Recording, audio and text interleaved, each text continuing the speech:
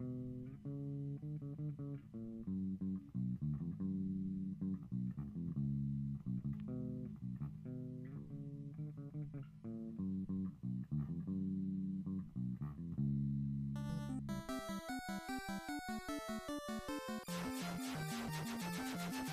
this is Breach. I am back with the next episode of Let's Play Solo Final Fantasy 1, and now that we have the airship, let's just have a little bit of fun. The world is actually open to us now. So we can go anywhere, really, and do anything. Yeah. But before we do that, there's a couple things I want to pick up for the next area that we're going to be going into. Now, we're going to look at our map here, and ignore that obnoxious ringy-dingy tinny noise. We're just going to head west, because you know, there's something I want to pick up. Maybe. And right there is, right there is where you're going to take your rat's tail from the Castle of Ordeal. You'll land on this island, go down one of those holes, see King Bahamut. Yes, Bahamut makes his first appearance in Final Fantasy 1, and he's going to upgrade your class. We're not going to do that. We got the rat's tail, but, you know, I don't feel like it. And here, you can stop on this little patch of desert and buy the bottle from some caravan shop guy. Now, with the bottle, if you ask around, you're going to find out you need to take it back to Gaia, I think is the name of this town. I can't remember. It's been so long since I bothered caring what the town names were in this one. And yeah, Gaia here, and you're going to hop in, walk around here. There's a black magic shop. You can get your level 7 black magic there, I believe. I'm not sure. Like I've said before, I don't deal with magic users too much. But we're gonna hop in the armor shop here because there's something I want to pick up, and that is the Protect Ring. Yes, Protect Ring is going to, well, protect us.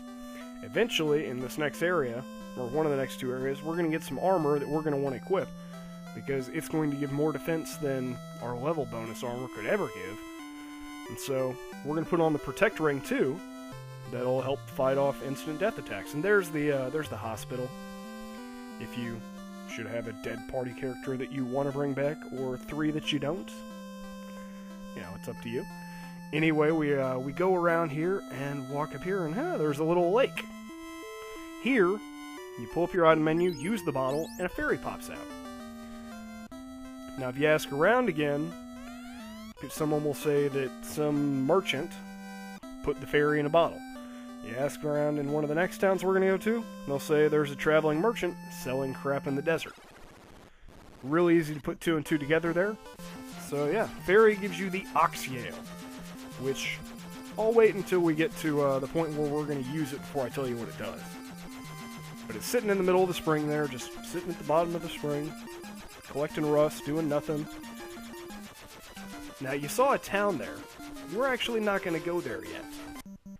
We're going to use a tent, save early, save often, viewers, and nah, we don't need to heal up. We're good enough right now. I get some more coke.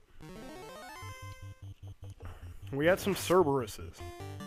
Now they like to use Scorch. Oh, we can't run from them right now, apparently. Hope that doesn't become a common occurrence, because that's going to take away half of my strategy for conserving resources. But yeah, Scorch, that actually does less to us than their attacks. But it will hit all of your party members whenever they use it, so keep that in mind. I wanted to run because I forgot that my party members were dead, so I thought it was going to take a while to have Scorch hit everyone. But it doesn't if they're dead. It's just ineffective.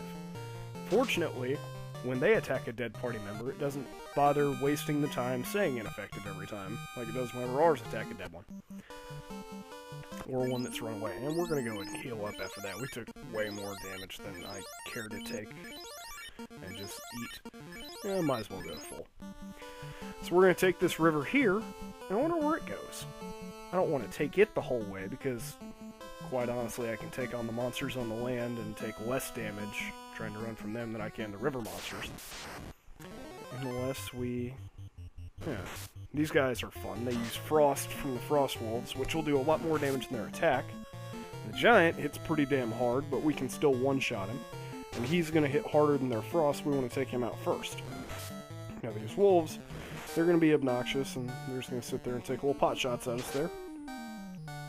But we will prevail, as always. I mean, And in one of the next areas, we're going to get something that'll make dealing with them a lot easier. So, we'll just hit them one at a time for now. We're going to get something kind of like the Zeus Gauntlet that may take care of some frost enemies. So, yeah, there's really no point in magic users in this one. I'm going to save here just because this next area we're going into can be hairy if you're not paying attention. And, oh, yeah, river monsters here. See, look at that gator hitting us. That's all. We've already taken nearly as much damage as we did from all those frost crab. And now we're running. But yeah, if you're not paying attention, this next area can be difficult. But there's an item in here that we want to get before we go to fight the next fiend. But like I was saying a second ago, magic users kind of become irrelevant because you can replicate most of their spells with items. Por ejemplo, you can replicate all of the level 2 black magic elemental spells with items. Some of them you can replicate with multiple items. So we're not going to have to worry about large crowds after we pick all those up. I just wish you could get one or maybe even two of them earlier than you do. But, you know, that's just picking nits at that point. And here we're going to go through this maze. Basically, you're going to want to go down and left, then up, and then left. You keep going left. Left and down, and then up when you have to. That's the best advice I can give for this area. So yeah, we just got some nightmares we're gonna have to deal with. Nothing like a little night terror action. These guys are a lot easier now that we're grinded up as far as we are, rather than the first time we fought them in Castle Ordeal. But you're gonna keep going this way. And if you don't want to do the grinding there at Ordeal, another great place to do it would be back in the Volcano. You can step onto fixed encounter tiles with fire monsters, and you know they're relatively weak. They're going to hit you pretty decently hard, about as hard as the zombie dragons would. And they'll give you a lot of experience too. You can fight. Where else can you grind? You can grind in the Hall of Giants. That's going to be a little bit slower, a little bit safer though, because you already know you're stronger than the stuff there after doing the Earth Cave. But yeah, it's just your preference. You can actually skip the Castle of Ordeal entirely in this game. You don't have to go there. There's some great items in there that you may want to snag. Not to mention class change is always awesome if you're doing a full party. Your stats will go up a little bit from it, and growth will go up a little bit faster too, but you don't have to do it.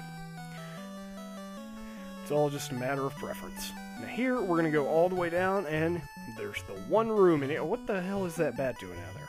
Get out of the wall, bat! And fixed encounter tile right in front of us. We're going to make sure we heal up. Yeah, that's pretty much the story of the game. Fixed encounter tile right in front of where you need to go.